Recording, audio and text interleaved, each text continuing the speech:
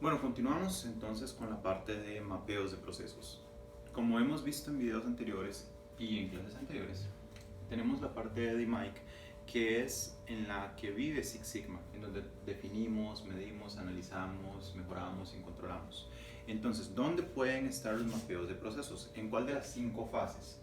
Bueno, el mapeo se puede presentar en las 5 fases, dependiendo de qué punto de vista le demos. Es decir, es una herramienta que vamos a leer de diversas formas. Por ejemplo, si lo vemos desde el punto de vista de definir, yo puedo utilizar un mapeo para poder definir el proceso el cual yo voy a trabajar y crear como un filtro en donde yo esté diciendo, ok, hasta aquí es donde yo voy a generar el mapeo o hasta aquí es donde yo voy a trabajar. Entonces delimitamos nuestro proyecto acá. Para eso nos va a servir en esta fase de definir. En la fase de medir, el mapeo de procesos nos va a ayudar para ver la fotografía, es decir, cómo está funcionando el proceso actualmente, como en este pedacito de acá. Después de A sigue B, luego C. Luego tenemos la parte de analizar, en la que podemos analizar las tendencias o si hay algo repetitivo, si algo se devuelve. Entonces para eso serviría analizar. En la parte de mejorar, porque podemos crear un mapeo de procedimiento, el cual nos va a decir, esta es la nueva ruta que la solución nos va a dar y así es como se va a transformar nuestro procedimiento. Y para controlar, puesto que podemos controlar el mapeo para ver si las personas están siguiendo exactamente las estrategias o puntos que nosotros dijimos punto por punto. Entonces eso es como se puede ver un mapeo dentro del mundo de Six Sigma. Pero entremos un poco más en detalle sobre lo que es un mapeo de procesos. Flujograma, que es otro nombre que se le puede dar, es simplemente un paso a paso en el que decimos cómo vamos a realizar las cosas. Por ejemplo, si vamos al supermercado, lo primero que ocupamos es saber que necesitamos ir, conducir hasta el supermercado, entrar, en este caso lavarnos las manos, luego de eso que nos tomen la temperatura, buscar las cosas, pasar a la caja, cancelar y regresar. Entonces son puntos poco a poco que vamos contando una historia. Ahora, estos mapeos pueden ser muy generales, es decir, como muy a grandes rasgos, como lo estaba dando en el ejemplo del supermercado. Yo puedo decir buscar la comida, es muy general, pueden ser carnes, pueden ser abarrotes, pueden ser muchísimas cosas, pero yo lo estoy generalizando. Esto es porque nosotros primero ocupamos ver en macro, es decir, ocupamos ver a grandes rasgos. No podemos detallarnos porque todavía no hemos tenido la selección o todavía no ocupamos irnos por ese punto. Entonces el mapeo primero empieza a ser grande y cuando nosotros decimos, digamos que nuestro proceso tiene 3 pasos, el paso A, el paso B y el paso C, y que esto es un mapeo. Entonces, si vamos a trabajar en el paso A, el mapeo a grandes rasgos primero nos está ayudando a saber dónde vamos a trabajar. Cuando hacemos un mapeo más detallado es cuando vamos a agarrar esta A y la vamos a abrir y vamos a ver todos los pequeños pasos que esto puede conllevar. Ahora, ¿qué hubiera pasado si hacemos nosotros un mapeo muy detallado desde el puro inicio? Es decir, un mapeo extremadamente detallado desde aquí, sumando este y sumando este. Perdemos tiempo y sumamos esfuerzos que no son necesarios porque estaríamos desglosando muchas cosas cuando al final solamente vamos a trabajar este de acá. Entonces, cuando nosotros hacemos mapeos detallados, es decir, desmenuzamos el proceso punto por punto, cuando lo vamos a hacer es cuando tenemos identificado a grandes rasgos cuál es el punto específico donde me interesa hacer eso, para no perder el tiempo haciéndolo por demás o con los demás, puesto que los detallados tienen que ser revisados obviamente con personas de la operación y no solamente con uno. Deberíamos en buenas prácticas por lo menos revisar el mapeo con 3 personas para ver que lo que dijo una persona es lo mismo que dijo otra persona y que realmente es el proceso, porque a veces una persona entiende un proceso de una manera y la otra persona entiende el mismo proceso de otra forma. Entonces hay que tener una alineación de cuál es el proceso real, y muchas compañías llevan sus procesos pero nunca los han mapeado o nunca han puesto un estándar. Entonces nuestro mapeo de procesos nos va a ayudar para poder tener el sistema estandarizado. Ahora, sobre el mapeo y sus figuras. Muchos conocen sistemas como Visio, incluso el mismo Excel tiene un montón de figuras que podemos utilizar para generar un mapeo de procesos.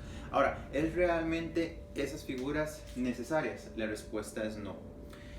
Por más bonito que se vea, nosotros tenemos una gran cantidad de figuras en muchos sistemas que nadie utiliza o que no son necesarios porque son más representativos.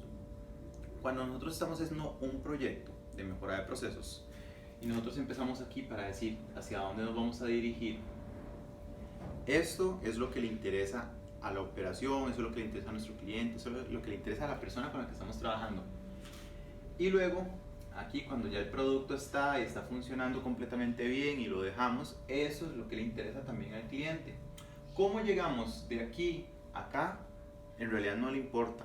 El cliente no nos está pagando por saber qué estrategias matemáticas utilizamos o qué estadística utilizamos. Eso no le importa al cliente. Es como cuando ustedes compran un televisor, a ustedes no les importa si pusieron un tipo de tornillo o el otro, o si las personas están capacitadas o no. No nos interesa. Con cualquier compra que hagamos, nosotros buscamos el producto, no el proceso del mismo. Entonces, generar un mapeo con muchas figuras no nos va a aportar nada extra, simplemente trabajo extra. Entonces, cuando hagamos mapeos de procesos, como es algo más que todo para nosotros y para explicarle a la operación, y siempre hay que buscar lo más sencillo, busquemos utilizar 3 figuras. Esta de acá, que tiene como ovaladitos los costados, es para poner el inicio o final, o start y end, es decir, para iniciar y terminar el mapeo. Siempre vamos a empezar con un solo start, o sea, siempre vamos a empezar en una fase, no es como que trabajan varias al mismo tiempo. Vamos a empezar con una, vamos a ver cuál es la que inicia todo. Luego de esto vamos a terminar, y cuando terminemos pueden haber varias terminaciones. Puede terminar en diferentes partes del proceso. No quiere decir que solamente puede terminar en uno, sino que puede terminar en varios. Luego tenemos este procedimiento de acá, o este cuadrito. Esto es para escribir el procedimiento o lo que está sucediendo en ese específico momento. Dentro de un momento veremos un ejemplo. Esto es única y exclusivamente como una parte que nos dice qué es lo que está sucediendo. Y por último, tenemos el de decisión, en donde decidimos sí o no algo va a suceder. Entonces, con estas 3 figuras nos podemos jugar casi todo el mapeo. Hay veces en las que podremos utilizar alguna otra figura como para incluir otras salidas, porque podría suceder, no todos los procesos van a tener solamente 2 salidas, podría haber uno que tenga 3 salidas y no sea de decisión, sino que sean 3 lugares diferentes donde tiene que ir. Entonces tenemos que darnos cuenta si ocupamos una figura de este tipo. Pero es muy importante que entiendan que deben mantenerse utilizando estas 3 para que tengamos una facilidad y para que nuestro mapeo de procesos sea más sencillo de leer. También utilizamos esas figuras porque evitamos que los clientes se sientan confundidos de que nosotros pongamos un montón de figuras diferentes y que tengan explicaciones diferentes, porque un cliente podría preguntarse qué significa eso y que por qué está esta otra figura, y así un montón de figuras más que lo que van a hacer son nada más generar expectativas o preguntas y nos van a hacer perder tiempo. Entonces mantengámonos en la línea de estas figuras para realizar un mapeo de procesos, ya sea el pequeñito, el que nos habla a grandes rasgos, o uno detallado, pero siempre nos mantenemos bajo el mismo concepto. Ahora, cuando hacemos el mapeo, algunas personas, no está mal, es una bonita práctica, cuando ponen el proceso que está sucediendo, a algunas personas les gusta hacer esta línea aquí y aquí, en donde aquí cuentan lo que está sucediendo, por ejemplo, comprar comida,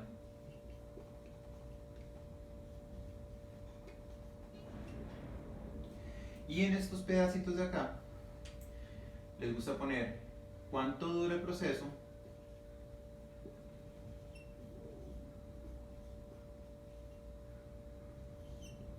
y aquí cuál es el predecesor o cuál es el número que tiene. también pueden ponerlo de esa forma. ¿Cuál es el número que tiene aquí? ¿O cuál es el número de proceso? ¿Cuál es el procesor? O sea, ese cuadrito lo utilizan para diferentes tipos de información. En mi caso, yo lo utilizo para decir cuál es el número de proceso que se corresponde. Entonces, de esa manera, van a poder saber cuál es el número y lo pueden llevar como punto 1, punto 2, punto 3. Entonces, depende de la persona. Sobre lo que vamos a escribir aquí, depende de cada persona. En mi caso, yo trato de hacer una explicación, 3, 4 palabras, o sea, una prosa muy pequeña. 1, para no perder el tiempo. 2, que sea representativa y que se entienda lo que se está haciendo en ese proceso, pero que no genere expectativas o preguntas extra que no sean necesarias. Porque hay muchas personas que aquí cuentan toda una historia. No es necesario, porque nadie se va a poner a leer toda esa historia. Lo importante es que ustedes sepan dónde están y para dónde van, y que en el mapeo ustedes puedan expresar todo, que ustedes realmente entiendan lo que está sucediendo en esos puntos y los puedan aclarar en una reunión. No que lo manden como un libro de texto con un montón de información, porque los clientes no lo van a leer o no lo van a entender, porque va a ser nuestra prosa, nuestra escritura, y no todo el mundo va a entender cómo es que nosotros estamos escribiendo eso, qué es lo que nosotros estamos tratando de decir. Vamos a hacer un ejemplo muy sencillo. Vamos a hablar de cuando las personas van hacia los seguros o los seguros médicos. A grandes rasgos, nosotros empezamos el proceso.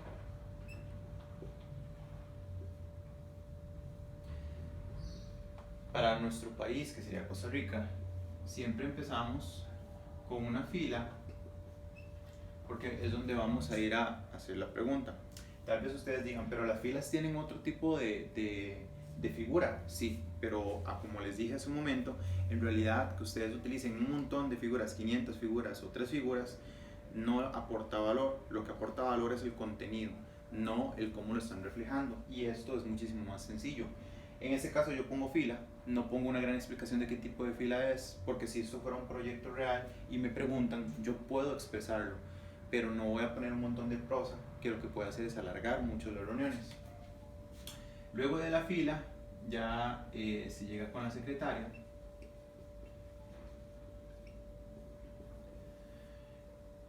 Aquí se revisa a ver si hay campo o no hay campo. Si no hay campo, el proceso termina. O sea, no se puede iniciar el día de hoy con la cita médica porque no hay campo. Si hay campo, entonces por lo general existe otra fila. Desde esta fila de acá, lo que vamos a trabajar, entonces, lo que vamos a hacer es esperar, porque entonces ya nos tiene que revisar un enfermero.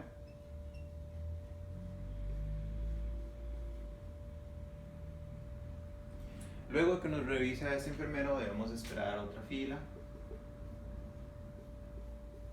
para que nos vea el doctor.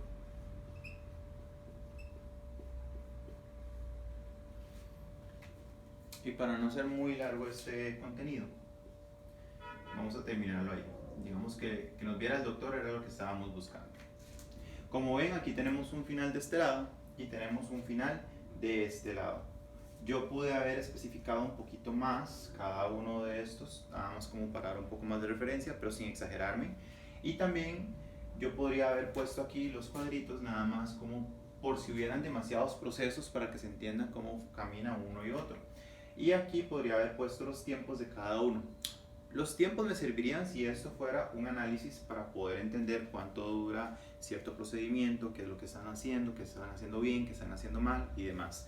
Entonces, para eso me servirían los tiempos, porque aquí si yo quisiera reducirlo, podría buscar primero reducir las filas y vería cuál fila de estas 3 que escribí acá tiene más tiempo. Si bien es cierto, una fila puede ser una espera, un desperdicio, como ustedes quieran reflejarlo, y estas 3 son distintas, los podemos poner con la misma terminología porque al final son como esperas que se están haciendo.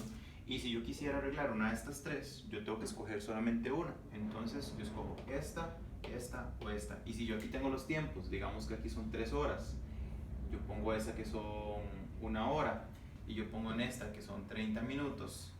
Entonces yo sé que esta podría ser la primera fila que yo puedo trabajar porque es la que más dura, entonces así voy acortando el proceso. Pero esto es proceso externo, porque es las personas esperando para empezar a hablar con la secretaria.